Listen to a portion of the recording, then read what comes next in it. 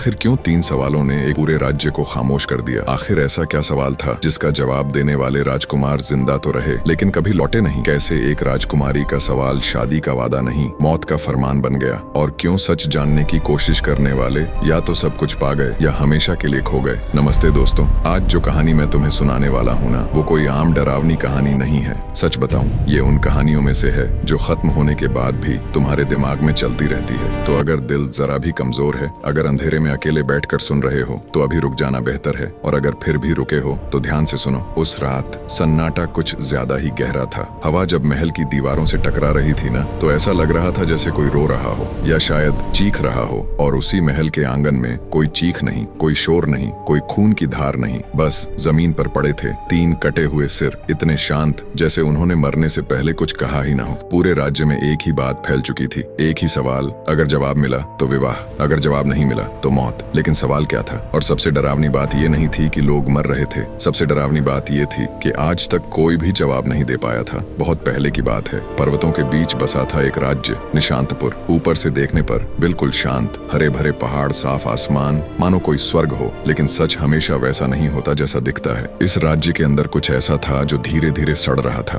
और उसी सड़न के बीच राजमहल में रहती थी राजकुमारी व्योमिका। सुंदरता ऐसी कि लोग कहते थे देवी स्वयं धरती पर उतर आई है। लेकिन जो लोग उसकी आंखों में ज्यादा देर तक देखते थे, उन्हें एक अजीब सी बेचैनी होती थी। एक चमक थी उसकी आंखों में, ऐसी चमक जो सवाल पूछती थी, मानो वो कुछ जानती हो और जानबूझकर छिपा रही हो। राजा चिंतित था, राज्य को उत्तराधिकारी चाहिए था, सब कुछ सामान्य चाहिए था। इसलिए उसने कहा, राजकुमारी का विवाह होगा। लेकिन व्योमिका ने बिल्कुल शांत आवाज में कहा, मैं उसी से विवाह करूंगी जो मेरे एक प्रश्न का उत्तर दे सके। दरबार सन्न रह गया। एक सवाल, बस एक सवाल। पहला राजकुमार आया, शान और शौकत के साथ। उसने सवाल सुना और उसके चेहरे का रंग उड़ गया। दूसरा आया, तीसरा आया, तीनों ने वही सवाल सुना, और तीनों की आंखों में वही डर। डर ऐसा जैसे मौत सामने खड़ी हो। सूरज ढलते ढलते महल के फाटक पर मौत का ऐलान हो चुका था, और लोग फुसफुसाने लगे, ये सवाल नहीं है, ये सज्जा है। राज्य से दूर जंगल के किनारे एक छोटा सा घर था, वहाँ रहता था अर्जुन, राज्य का सबसे छोटा राजकुमार। उसके दोनों बड़े भाई व्योमिका के महल गए थे और फिर कभी लौट कर नहीं आए। माँ की आंखें अब रोना भूल चुकी थीं। पिता बस चुप रहते थे, जैसे शब्द भी उन्हें छोड़ चुके हों। एक रात अर्जुन ने सपना देखा,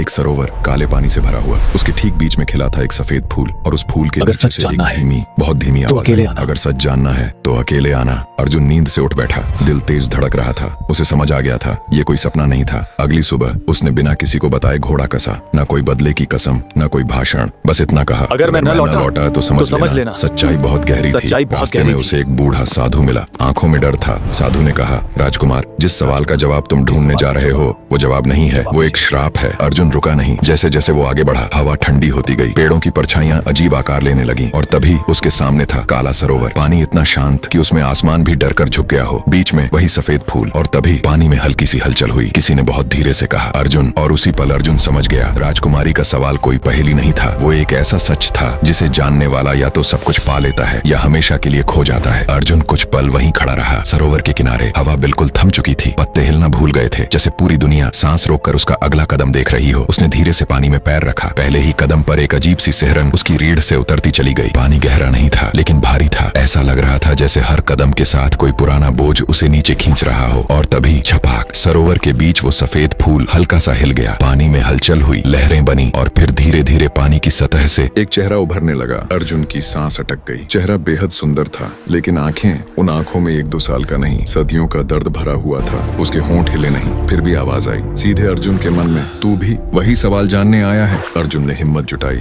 गला सूख रहा था लेकिन आवाज साफ थी। हाँ, वो बोला, वही सवाल जिसकी वजह से मेरे 2 भाई मारे गए। स्त्री की आंखों से पानी की धार बह निकली, लेकिन वो रो नहीं रही थी, वो कुछ याद कर रही थी। फिर वो बोली, मरे नहीं है राजकुमार, वे बस सच से हार गए थे। अर्जुन के पैरों तले जमीन खिसक गई। तो लोग क्यों कहते हैं कि उनके सिर? स्त्री ने उसकी बात काट दी। डर, अर्जुन, डर बहुत कुछ दिखा देता है। इतना कहते ही सरोवर का पानी अचानक पीछे हटने लगा, जैसे किसी अदृश्य हाथ ने उसे रास्ता देने का आदेश दिया हो। और अर्जुन की आंखों के सामने पत्थर की सीढ़ियां धीरे धीरे उभर आईं, सीधे नीचे जाती हुई। अंधेरे में स्त्री की आवाज फिर गूंजी, अगर सच जानना है तो नीचे उतरना होगा, लेकिन याद रखना, सच जान लेने के बाद तू वही नहीं रहेगा जो आज है। अर्जुन ने एक पल सोचा, बस एक पल, फिर बिना पीछे देखे सीढ़ियों पर कदम रख दिया। जैसे जैसे वो नीचे उतरता गया, रोशनी कम होती गई, हवा नम और ठंडी थी। हर कदम के साथ सीने पर दबाव बढ़ता जा रहा था। आखिरी सीढ़ी पर पहुंचते ही उसकी सांस रुक गई। उसके सामने था एक विशाल गुफा, दीवारों पर जलती हुई मशालें और ठीक बीच में पत्थर पर बैठा था एक परिचित चेहरा, वही बूढ़ा साधु,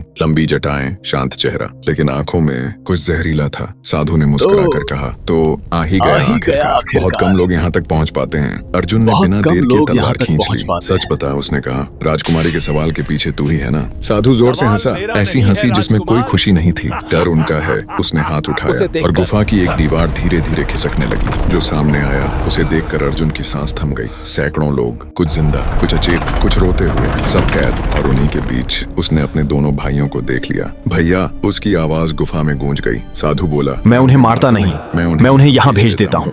डर उन्हें चुप करा देता है। बाहर की दुनिया समझती है कि वे मर चुके हैं। में आग जल उठी। और वो सरोवर, वो स्त्री। साधु का चेहरा एक पल के लिए कठोर हो गया। उसका नाम गुल है। वो कभी मुझसे प्रेम करती थी और सरोवर वो उसका पति था। उसने ठंडी आवाज में कहा, बदले में मैंने सब रचा। एक सवाल, एक डर और एक खूनी खेल। तभी ऊपर से भारी कदमों की आवाज आई। गुफा गूंज उठी और अगले ही पल राजकुमारी व्योमिका सैनिकों के साथ अंदर दाखिल हुई। उसकी आवाज कांप रही थी। बस अब और नहीं। साधु पीछे हटा, लेकिन बहुत देर हो चुकी थी। सैनिकों ने उसे पकड़ लिया। व्योमिका ने अर्जुन की ओर देखा। आज समझ आया। आंखों में पछतावा साफ था। मैं सवाल नहीं पूछ रही थी। मैं अंधविश्वास पूछ रही थी। कैदियों को आजाद किया गया। अर्जुन के भाई जिंदा थे और काले सरोवर का रहस्य आखिरकार उजाले में आ चुका था। साधु को पकड़ लिया गया था। कैदी आजाद हो चुके थे। सरोवर शांत था। सबको लगा अब सब खत्म हो गया, लेकिन असली कहानी यहीं से शुरू हुई थी। राज्य में धीरे धीरे अफवाहें फैलने लगी। कोई कहता राजकुमारी ने सब जानबूझकर किया, कोई फुसफुसाता राजकुमारों की मौत के पीछे दरबार का ही हाथ है, और कुछ लोग सिर्फ चुप थे क्योंकि वे सच जानते थे और सच अब डराने लगा था। व्योमिका ने महल छोड़ दिया। कोई ऐलान नहीं, कोई विदाई नहीं, बस एक छोटी सी झोपड़ी काले सरोवर के पास। वहाँ बैठकर वो हर रात पानी को देखती। अब सवाल नहीं पूछती थी,